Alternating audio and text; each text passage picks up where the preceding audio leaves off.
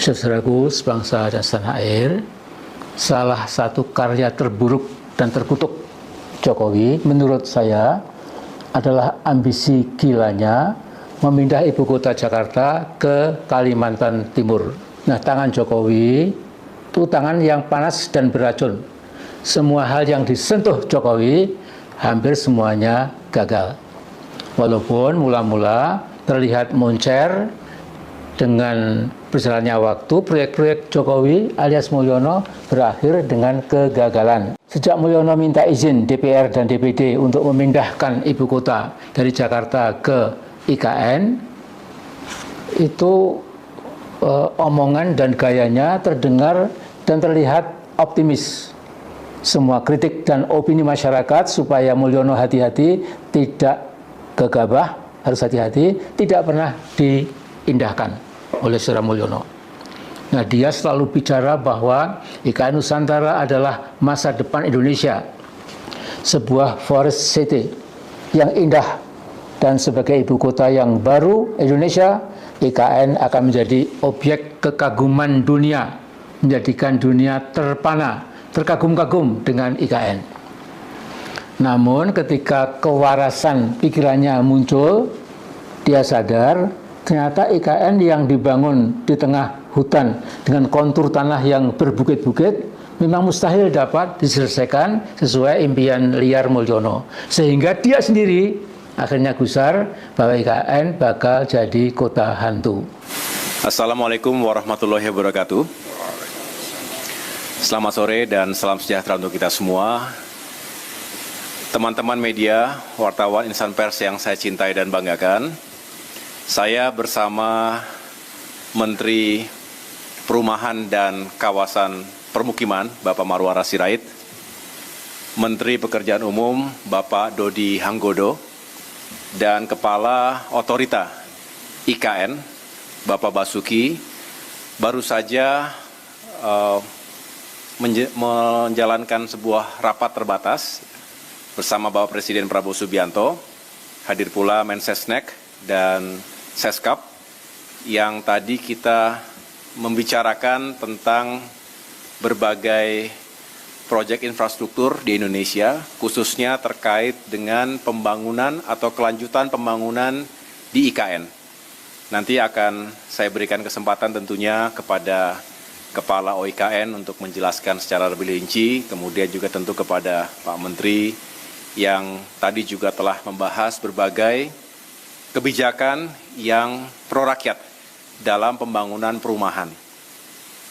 Kementerian PU juga tentunya menjadi bagian penting dari kelanjutan pembangunan IKN.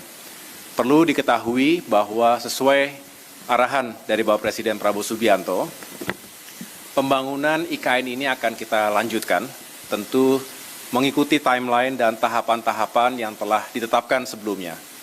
Sebagai penjelasan kepada masyarakat luas, tahap pertama yaitu tahun 2022 hingga 2024 juga telah menghadirkan berbagai progres, ada berbagai infrastruktur yang juga telah selesai 100%, tetapi ada juga yang masih ongoing, masih berlanjut, dan memang kita fokus pada pembangunan kawasan inti pusat pemerintahan.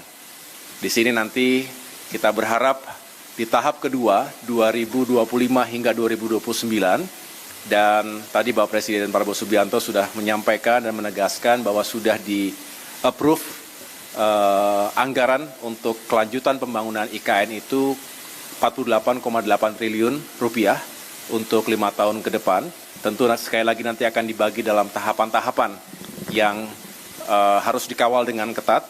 Yang jelas, anggaran tersebut dipersiapkan, dialokasikan agar kami, khususnya OIKN, bisa menyelesaikan proyek pembangunan fasilitas atau gedung-gedung yang digunakan untuk parlemen, untuk legislatif, dan juga untuk yudikatif.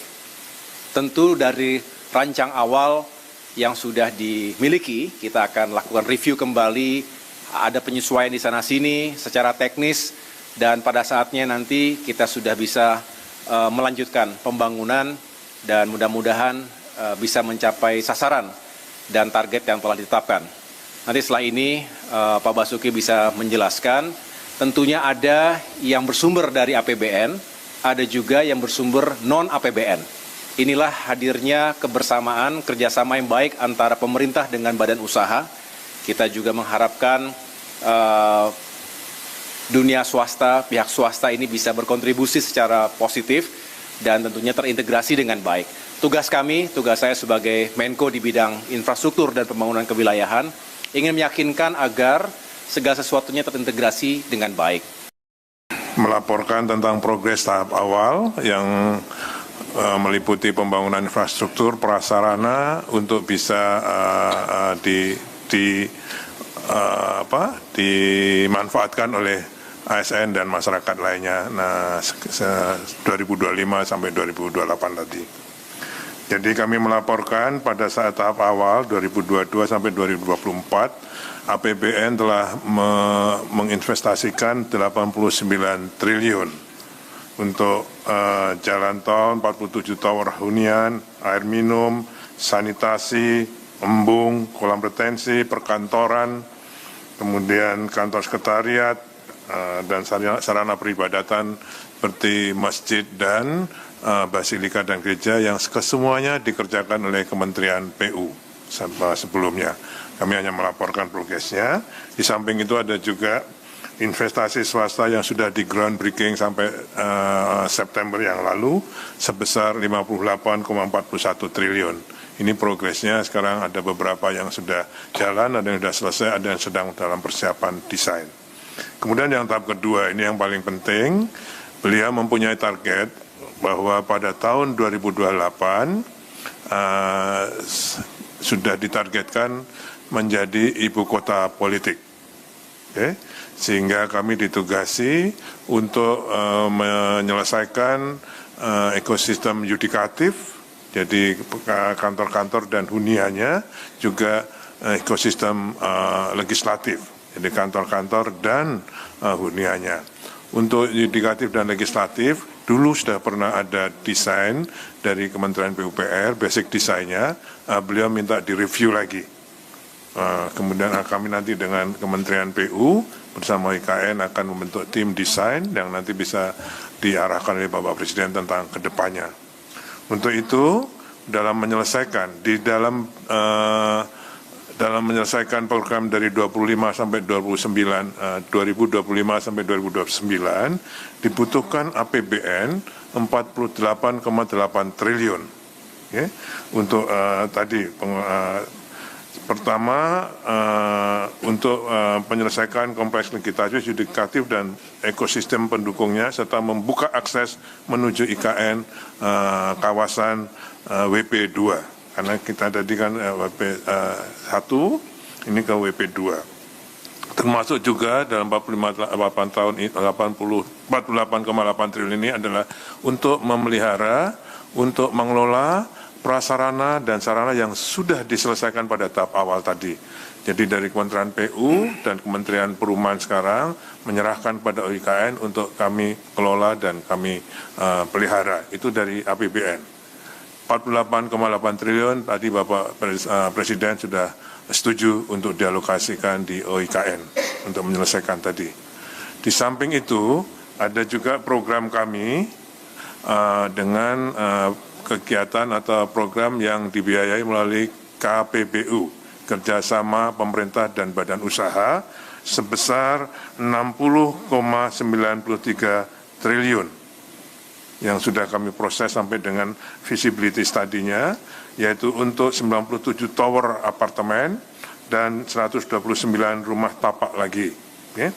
Kemudian juga untuk 6 proyek KPBU lagi untuk pembangunan jalan dan multi utility tunnel sepanjang 138,6 km di kawasan KIPP itu. Ya, sama ini yang dikerjakan kan baru sebagian, ini akan kami lanjutkan yang baru dengan KPBU. Okay.